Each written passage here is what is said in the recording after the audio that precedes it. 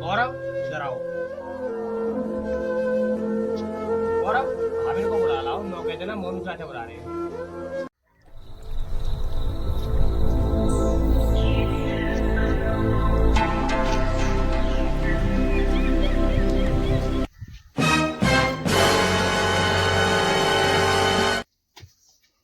चाची चाचा बुला लिया तुम्हें।